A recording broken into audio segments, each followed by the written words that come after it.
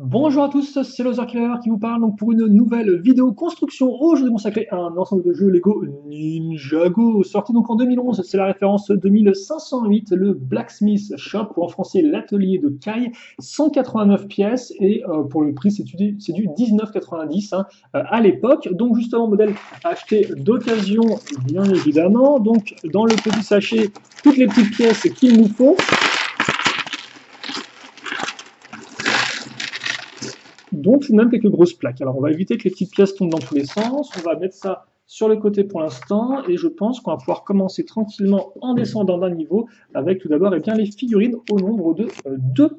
Donc on va juste pousser ça ici, voilà, éloigner un peu toutes ces grosses pièces, grosses plaques, et voilà, on va pouvoir maintenant trouver les figurines un peu plus facilement. Donc on va commencer par notre ninja de feu Kai. Donc Kai, on va retrouver bien évidemment, alors en tenue normale cette fois-ci. C'est vrai que récemment, en tout cas pour ceux qui suivent mes vidéos dans l'ordre de parution, on a fait le Mountain Shrine, donc un modèle de fort sympathique, qui avait aussi Kai, mais Kai en version DX. Là effectivement, c'est le Kai version normale qu'on a déjà pu avoir auparavant. Hop là, pas d'imprimé à l'arrière. La vieille cagoule forcément avec la petite accroche, l'accroche à clip, c'est vrai que des fois j'oublie de le mentionner. Et Kai qui va aussi venir avec une petite pièce imprimée qui est donc effectivement une carte. Une carte, alors je ne sais pas si c'est une carte générique ou s'ils l'ont fait exprès pour Ninjago. Dessus, effectivement, on peut quand même voir 4 points bien spécifiques qui correspondraient aux 4 armes dorées. Mais honnêtement, je ne sais pas. Enfin, si j'ai l'impression que ouais, c'est peut-être le. Je pense peut-être voir un petit temple de feu ici, je ne sais pas. C'est un peu compliqué de distinguer, mais il y a moyen effectivement qu'il l'ait créé juste pour Ninjago, donc. Et c'est quand même un objet plutôt cool, je trouve. Parce qu'effectivement, les 4 armes dorées à récupérer, c'est un peu l'histoire principale, l'action principale de la saison entre guillemets 0, la saison pilote 2011. Donc c'est cool, effectivement, ça permet de recréer plus facilement les scènes de jeu. Ensuite, donc, on va avoir un squelette. Alors, on aura un squelette, et pas n'importe lequel, ce sera un général, si je ne dis pas de bêtises. Général de terre, comme le montre effectivement son pagne, avec une pièce d'armure qu'on n'a pas encore vue jusqu'à présent, si je ne me trompe pas. Donc, qui est quand même très massive et qui va carrément englober effectivement les bouts des bras. Donc, plutôt cool. Alors ça, on va ensuite mettre la tête. Et là encore, c'est une grosse tête toute faite, un peu à la façon de Neukal. Et donc, lui, effectivement, son petit nom, c'est Cruncha. Et c'est vrai que Cruncha, on ne l'avait pas encore eu dans les modèles de la vague 1 2011 qu'on a fait jusqu'à présent. Donc on peut supposer effectivement que les figurines, là encore, ils les ont réparties. On a une certaine sélection de squelettes en vague 1 et on a une autre en vague 2. Voilà. Après, je ne peux pas vous dire exactement lesquels, là encore, j'ai pas tout en tête. Alors vous vous doutez bien que là, il lui manque un peu une petite jambe à notre Cruncha. Pourtant, c'est pas compliqué à retenir, hein. Crunch, crunch, crunch, crunch. Et qui va faire une jambe dans le bon sens. Sinon, il va marcher dans les deux sens en même temps, et donc il ne bougera juste pas, en fait, il fera du sur place. En tout cas, voilà, donc pour Crunchjack qui a l'air d'avoir vraiment la tête genre refermée dans les épaules, c'est un peu particulier, genre. Et aussi le côté chapeau un peu d'explorateur colonisateur, je ne comprends pas trop la référence, mais bon, pourquoi pas. Pourquoi pas, en tout cas, c'est Cruncha, et il a un gros menton, quoi. Il a sa tête dans son menton. Et donc maintenant, on va pouvoir commencer la construction. Et donc forcément, la forge, ou l'atelier de Kai, si vous préférez, parce que oui, Kai est un forgeron. C'est justement là où va le récupérer au début de la série animée. Alors vous m'excuserez, c'est effectivement un peu blanc là, mais bon, on va rapidement mettre des pièces avec des couleurs un peu plus foncées, ne vous inquiétez pas. Alors par contre, je sors ça, mais en fait, il ne faut pas le faire maintenant. C'est pas grave. On va prendre effectivement d'abord une 2x8 en fait. Une 2x8 comme ceci. Sur laquelle on va fixer alors, une pièce déjà avec une barre qui remonte, donc assez particulier cette pièce. On va voir un peu comment elle sera utilisée. Et ensuite, on va prendre ça. Et donc, effectivement, c'est vrai que la forge de Kai est assez intéressante. Alors, il me semble que là encore, dans la série animée, elle est quand même relativement différente de la version jouée. D'autant plus qu'effectivement, quelques saisons après, on révèle qu'il y a, entre guillemets, une cave secrète sous la forge. Ça, forcément, ça n'y est pas dans le modèle, bien évidemment. Je pense pas qu'ils avaient pensé à ça à l'époque. Voilà. Mais là encore, ça reste un modèle, une structure peu chère, 20 €, je dirais entrée de gamme, quoi. Enfin, entrée de milieu de gamme, mais voilà, entrée de gamme. Et en plus qui est différente de temples et d'autres choses qu'on a vues, quoi. Donc c'est vraiment très cool. Donc c'est aussi pour ça que j'ai hâte de la construire. Alors je sais pas si effectivement l'intérieur sera vraiment très détaillé, hein, bien évidemment, parce que pour 20 euros on peut pas non plus tout avoir, mais je suis quand même intéressé. Et puis encore j'aime les structures, donc forcément. À noter que c'est pas la seule forge Ninjago qu'on a eue, hein, vu que alors oui, je vais revenir là-dessus rapidement. On a aussi la forge du dragon sortie en 2017, je crois que c'est son nom, avec dans la vague des contrôleurs du temps, les frères du temps. Alors on met la petite flamme ici, déjà. Et là, tout de suite, on sent qu'on est dans une forge. Non, je plaisante. Il manque justement l'élément ultime de la forge, c'est l'enclume. Et effectivement, de ce point de vue-là, il y a beaucoup d'autres modèles en dehors de la forge du dragon qui ont des enclumes pour forger les armes, hein.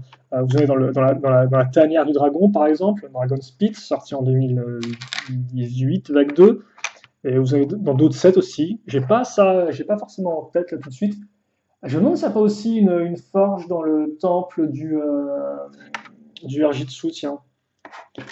Parce que je sais qu'il y a le bâtiment bleu, mais le bâtiment bleu, je ne sais plus ce qu'il contient, si c'est une habitation ou si c'est une forge. Il y a moyen que ça en soit une, hein, parce que Lego, ils aiment bien en caser, hein. À l'époque, quand je faisais Ninjago et Shima, je peux vous dire que j'avais un peu ma dose des forges faites en deux temps 3 mouvements avec une enclume et un petit foyer. Donc j'ai assez donné. Et d'ailleurs, là, je vais encore donner parce que on va faire un x12. Donc effectivement, on va gagner de la hauteur assez rapidement avec un assemblage de 6 pièces. Donc une x2 avec texture cylindrique. Donc voilà. De part et d'autre.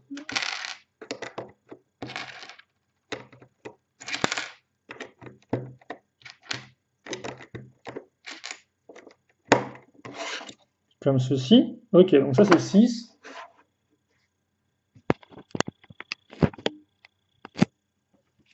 Et ensuite on va avoir ça comme ça.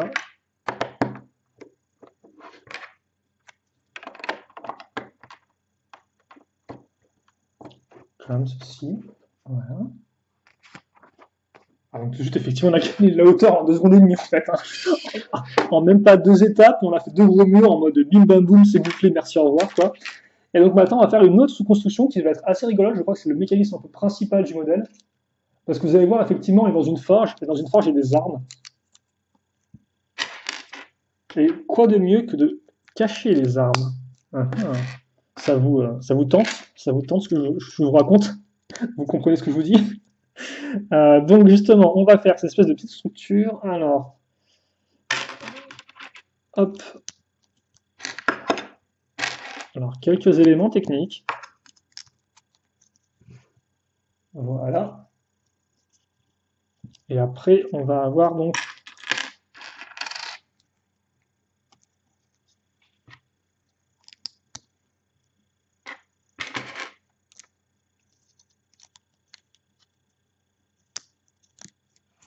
ici. Et une fois qu'on a ça, wow, ça par contre c'est vraiment cool en fait. Parce que je raconte ma life en fait, mais c'est vachement sympa ce qu'on va faire. Alors déjà j'avais sauté une page. Maintenant il y a une technique d'accroche là qui est vraiment très bien pensée. Attendez, c'est comme ça, oui, ok d'accord. Ensuite j'ai les petites pièces noires qui vont se mettre ici. Et là on aura les petits éléments dorés comme ça. Et c'est ça qui va faire la différence en fait. Pour l'accroche de nos armes. C'est vraiment très chouette. Et ensuite donc on va faire une autre sous-construction rapidement à l'arrière. Comme ceci.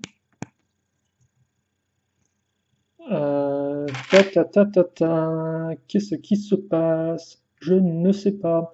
Ce que je sais, c'est qu'il me faut une pièce. Mais là encore, je me suis encore fait avoir au niveau des couleurs. Donc, non, c'est bien une pièce noire.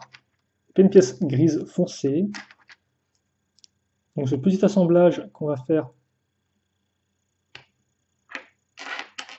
comme ça. Il me faut une autre pièce une par une. Alors, une autre pièce une par une de petite taille marron. Je ne la trouve pas, elle peut être cachée un peu n'importe où. C'est pas grave, écoutez, on va continuer, on la mettra après. De toute façon, effectivement, ça ne va pas gêner la construction en elle-même. On va la fixer ici, donc notre petite sous-construction. Et donc derrière, on va avoir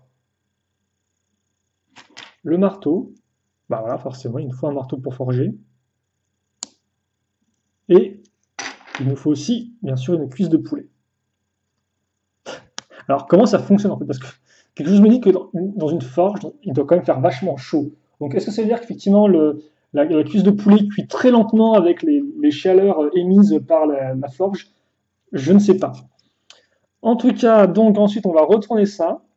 Et là, justement, on va utiliser en fait les trous qu'on a ici, les trous des pièces, pour y mettre nos katanas. Parce qu'effectivement, c'est restera avant tout du katana en termes d'armes. Et donc, comme on peut le voir, bah forcément, grâce au pouvoir de la gravité, eh bien, hop, on peut tout glisser comme ça sans aucun problème. Alors, j'aurais pensé qu'il aurait forgé d'autres armes, mais non, ou alors en tout cas pas pour l'instant. Donc, à voir. En tout cas, voilà notre petit étal d'armes. Et donc, dans l'idée, en fait, ça, on va le fixer ici. Ah oui, d'accord, ok, en fait. Souvenez-vous la pièce qu'on a là. Hein, on a pris une pièce 1x2 avec un trou. Ben là, on a la barre. Hop. Et donc, on met ça ici. Ok, et donc ça fait en fait, entre guillemets, un mur secret avec des armes qui peuvent être dépliées. Alors, par contre, ça veut dire qu'en fait, à l'extérieur de la forge, tu vois des armes qui traînent. Après, c'est pas non plus si débile que ça, parce que tu peux bien dire qu'effectivement, là, la forge, il y a des armes qui sont là. Après, quelque chose me dit que laisser des katanas dans peut-être des conditions naturelles comme ça, sans aucun fourreau, c'est pas forcément génial, quoi. Parce que là, ils se prennent la pluie, le soleil, c'est peut-être pas fou. Après, j'en sais rien, je ne connais pas les conditions de les conditions de rangement des katanas. Ça ne veut rien dire. Allez, on enchaîne. On va maintenant lier nos murs ensemble quand même, parce que c'est vrai qu'effectivement, sinon, ça ne tient pas beaucoup. Voilà, tout simplement. Et on va être... Ok, d'accord. On va maintenant fixer en fait cette pièce-là afin d'avoir une accroche aussi au-dessus. Car souvenez-vous, on avait mis la petite pièce rouge là, barre rouge qui avait aussi une accroche entre guillemets pour barre technique. Et donc voilà d'où vient la barre. Faut pas rester, faut pas rester accroché au katana, hein, parce que sinon vous partez avec visiblement. Ok, donc ensuite on va avoir d'autres petites pièces pour maintenir tout ça en place. Alors, ouais, comme ceci.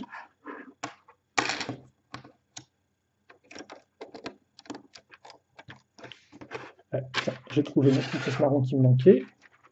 C'est tip top, et on va pouvoir donc enchaîner avec la suite. C'est vrai qu'effectivement, quand on voit le modèle et quand on voit le nombre de pièces, on se dit comment est-ce qu'ils vont pouvoir effectivement réaliser des grands murs qui font la taille d'une figurine. Et donc, bah, comme vous avez pu le voir, avec des piliers pour l'instant, et un mécanisme enclenché. On va mettre la petite roue dentée ici pour aider, je suppose. Ah, quoique. Roue dentée. Est-ce que ça veut dire qu'on a une autre roue dentée ou est-ce que ça veut dire que c'est juste pour faire avec la main? J'ai l'impression que peut-être le mécanisme ira plus loin que ce que je pensais. À voir. En attendant, on va revenir sur notre petite cheminée. C'est pas un foyer plutôt, peut-être, non? Un foyer pour le feu qui se dégage pour la forge.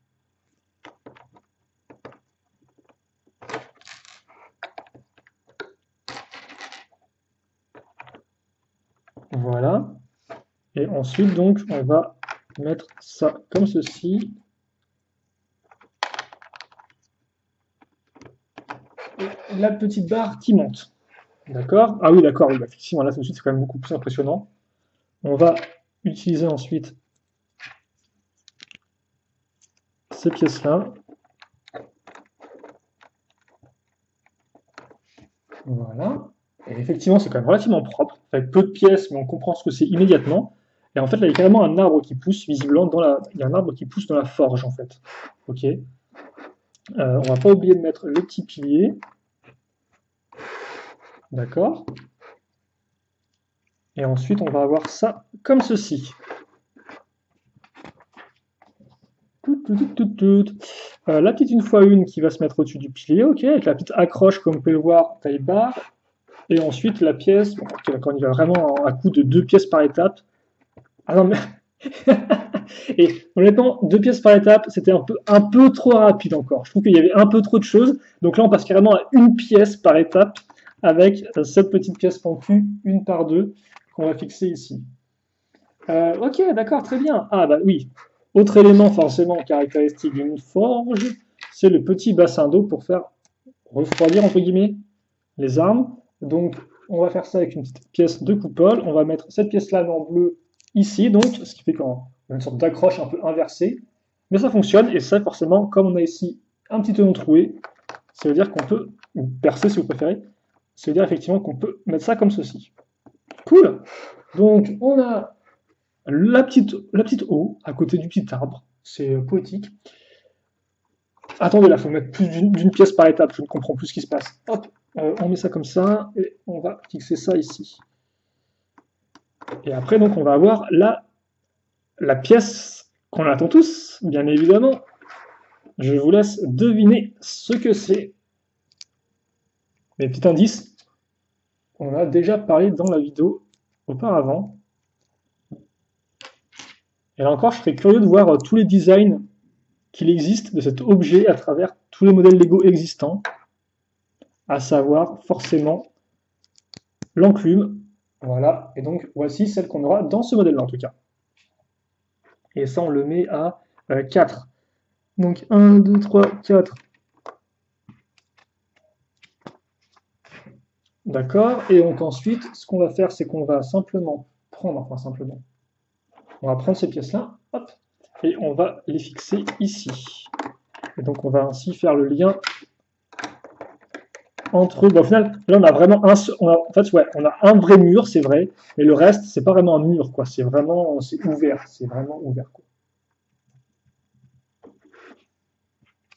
Et donc une fois qu'on a fait ça, après je crois qu'il y a des petits éléments à faire à gauche, à droite. Alors déjà, on va retravailler un peu au-dessus là, avec ces petites briques, ok. Et après, bah, forcément, un grand classique qu'on apprécie tous dans la joie et la bonne humeur, hein, c'est le petit lampion, voilà, qui est ici, merci.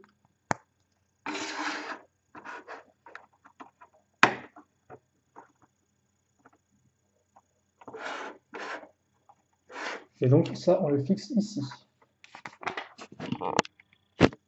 Ah, et effectivement, maintenant, il y aura un mécanisme. Donc, le mécanisme dit élément Lego technique. Pas forcément tout le temps, mais là, effectivement, ça va être le cas. Donc, on va prendre notre barre cruciforme, on va fixer l'écrou comme ceci, mettre ça là. Ensuite, on va fixer ça comme ça. Ouais. Et ensuite, on met ça ici. On fixe une autre. Alors, oui, effectivement, on fixe quand même la roue dentée. C'est ça que je n'ai pas précisé, mais c'est quand même la roue dentée. Et ça va être assez intéressant. Et enfin, on met ça comme ça. Ok. Puis, donc ça, on le fixe ici. Oh, et donc forcément, attends, comme tu vois, ça va toucher la pièce. Alors par contre, est-ce que je peux... Attends, on va bien la mettre droit, la pièce, pour pas qu'on ait des problèmes ensuite. Je pense que là, je suis plus ou moins bien. Je peux être parfait, mais je pense pas pouvoir être plus parfait que ça, en fait. Voilà. Ok, donc on met ça comme ceci. Excusez-moi, vous ne pouvez peut-être pas trop voir. Donc maintenant, on a la roue dentée qui touche la petite beige à ce niveau. Là, on retourne ça. Ouais. Et on va fixer donc deux... Ok, d'accord. On fixe deux autres barres circulaires. Et comme vous pouvez le voir, on avait déjà à ce niveau-là en bas. Ici et là. Donc logiquement, la prochaine étape, voilà, ça va être bien de solidifier le mécanisme, de vraiment bien le raccrocher pour que ça fonctionne.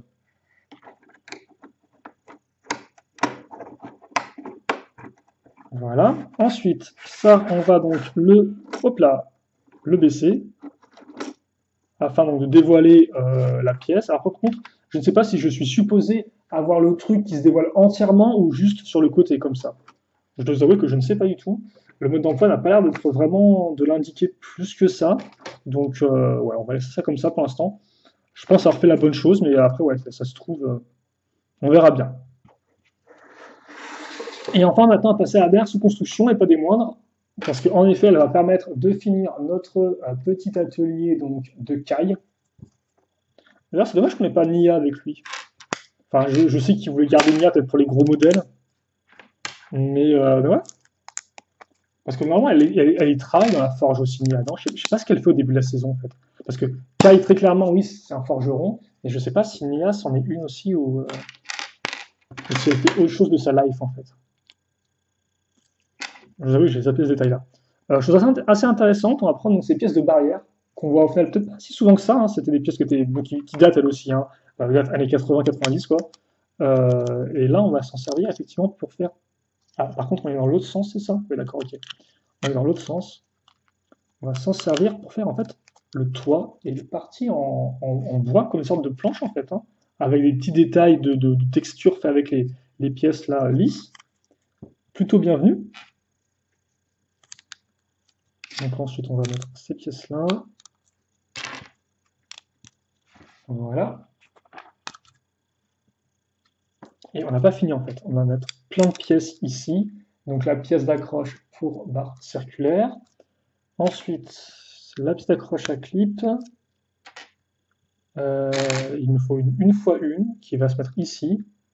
Pourquoi? J'en sais rien du tout. Ah d'accord, ok. Je sais, j'ai la vision divine. C'est pour maintenir en place une autre pièce avec un clip. Et donc là-dessus, on va accrocher cette arme-là, donc une petite griffe. Je sais plus quand on a pas eu pour la première fois cette pièce. Peut-être dans le thème Tortue Ninja ou alors dans le thème Prince of Persia. Deux thèmes à licence, hein, pour ceux qui s'en souviennent. Alors, Tortue Ninja, vous connaissez. Prince of Persia, vous avez peut-être dû oublier. Prince of Persia de base, c'était un jeu vidéo. Et puis, moi, ils avaient fait une adaptation en film live, Disney, je crois que c'était eux. Et, le film live, donc, avec des vrais acteurs, avait eu le droit à un thème Lego, tout simplement. Et il y avait quand même quelques pièces qui avaient été introduites dedans, si je ne me trompe pas. Aussi des couleurs qui faisaient beaucoup plus, effectivement, Inde. Enfin, Inde. Perse, plutôt. C'est-à-dire Prince of Persia, le prince de Perse, oui, peut-être plus perse, en effet.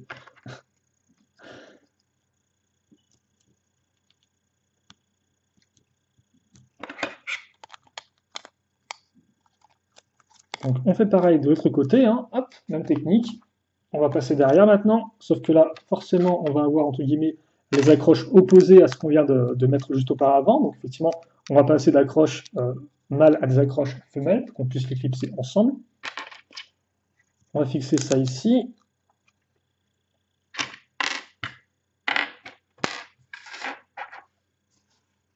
C'est moi, il manque une petite pièce une par une, noire. Est-ce que c'est moi qui aurais... Ah oui, c'est moi qui ai foiré, en fait, effectivement. Le petit lampion. Le petit lampion n'avait pas de pièce noire. Bonjour. Attendez. J'ai un enleveur de briques à côté, donc autant utiliser le enleveur de briques. Ok, donc ça se met comme ça, voilà. Je vais le raccrocher là où il était. Et nous, on va revenir à nos moutons, donc, pour le toit qu'on va compléter donc avec les petits éléments. Hop. Et voilà. Et donc, là encore, on va avoir une accroche. Ah, forcément, j'ai mis ça un peu trop tôt. On va avoir donc nos accroches ici. On maintient tout en place avec la 2x4 que j'ai dû oublier de fixer à ce niveau au passage. On va retrouver la seconde pièce de griffe. Alors, c'est pas forcément le truc le plus utile du monde en fait. Tu pourrais te dire que pour un maximum d'efficacité, si quelqu'un attaque, tu vas simplement mettre les pièces. Tu vas mettre les deux pièces de griffe au même endroit, quoi, tout simplement. Mais visiblement, non. Il y en a une sur le toit gauche, l'autre sur le toit droit. Donc oui, bon, pourquoi pas. Hein. Après, bon, Kai n'est pas connu pour être la personne la plus intelligente du monde non plus. Hein. C'est pas une de ses forces. Il n'est pas débile non plus, mais voilà, il n'est pas non plus des fois très très fit. Il est chaud bouillant parce que forcément, c'est un maître du feu. Lol. Je sais pas si j'ai eu des, je ne sais pas si j'ai eu des personnages élémentaires de feu qui n'avaient pas un caractère entre guillemets chaud bouillant. En tout cas, on va mettre ça comme ceci, voilà. Et donc derrière, ça ressemblera à ça.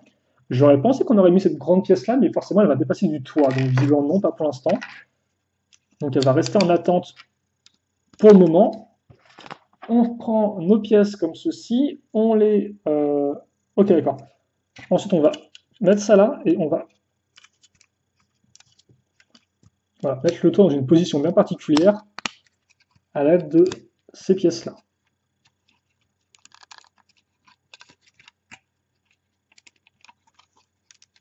Ok. Ensuite, on retourne ça.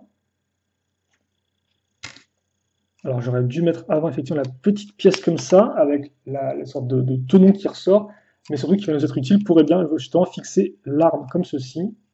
Voilà. Et donc une fois que ça c'est fait, alors par contre, ouais, eux, attends, je vais voir un truc. Parce que eux, effectivement, ils ont l'air de. Sur le mode d'emploi, ils vous montrent que ça, c'est genre.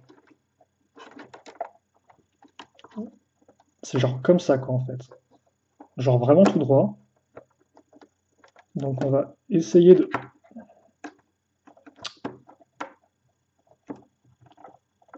Oh purée, attendez. Oui.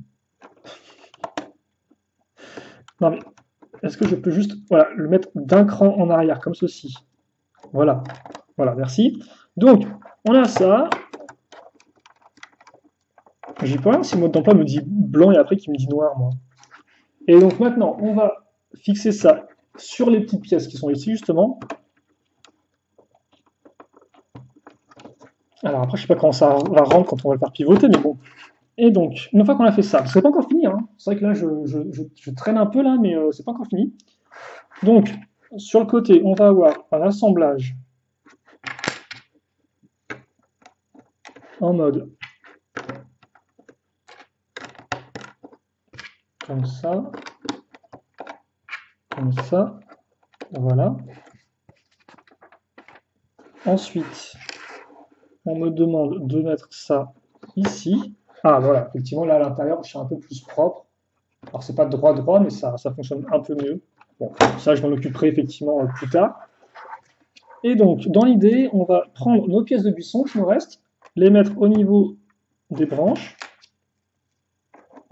Et donc oui, en fait, la technique de faire une forge, un bâtiment, c'est très simplement d'avoir juste un mur de fait, en fait. Comme on peut le remarquer, en fait, il y a juste les trois autres murs sont totalement ouverts. On met ça ici, et enfin, on va utiliser la petite pièce là qui nous reste d'accroche pour fixer une dernière feuille. Comme ceci, elle est toute droite. Et voilà, voilà pour notre petite forge, ma foi, qui est quand même bien sympathique. Alors, on va peut-être faire tourner tout ça pour qu'on puisse le voir au mieux. Mais là encore, une bonne petite construction, je trouve. Alors, hop là, on va mettre ça ici. Alors par contre, ah oui, d'accord, ok, c'est là. Je me disais pourquoi ils ont mis une caisse au-dessus de la structure. J'étais en mode, mais pourquoi il y a une caisse de rangement en fait? Il n'y a plus d'armes à ranger, je ne comprends pas. Qu'est-ce qui se passe? Bah, peut-être en fait aux orchidées, parce que c'est pas une caisse de rangement, mais en fait, c'est censé représenter la cheminée en fait. Oui, tout de suite, ça a beaucoup plus de sens. Encore plus quand on voit le modèle de face, on comprend tout de suite effectivement ce qu'il se passe. Bon, donc on va peut-être mettre ça tout droit, et donc dans l'idée,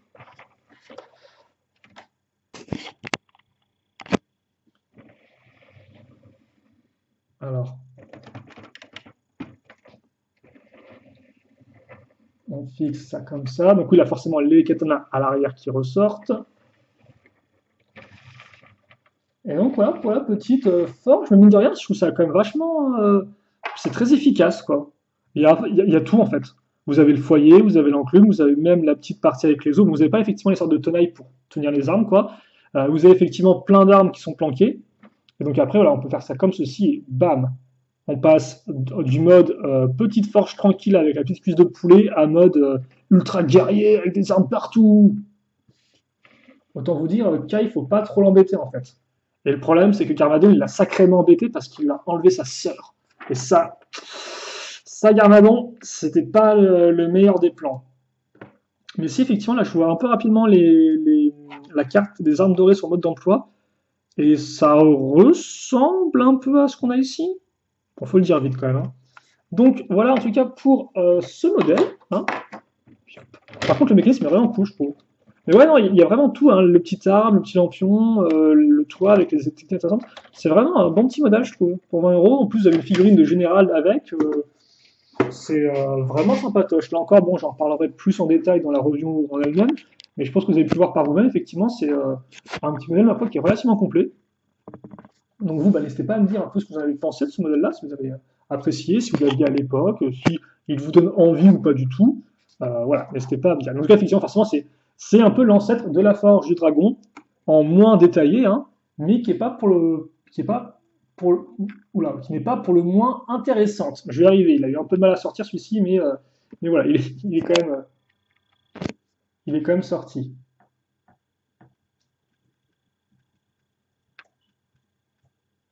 Voilà, comme ceci. Donc là, c'est tout bon. Et donc, hop, n'hésitez pas vous à dire ce que vous en avez pensé. Et puis, bah, écoutez, nous, on va se quitter là-dessus pour cette petite vidéo. Et puis, on se donne rendez-vous très prochainement pour de nouvelles vidéos Lego Ninjago. En attendant, portez-vous bien, bien évidemment, ce qui compte le plus. Passez une bonne journée, une bonne soirée, une bonne tout ce que vous voulez. Et à la prochaine. Salut à tous et à toutes.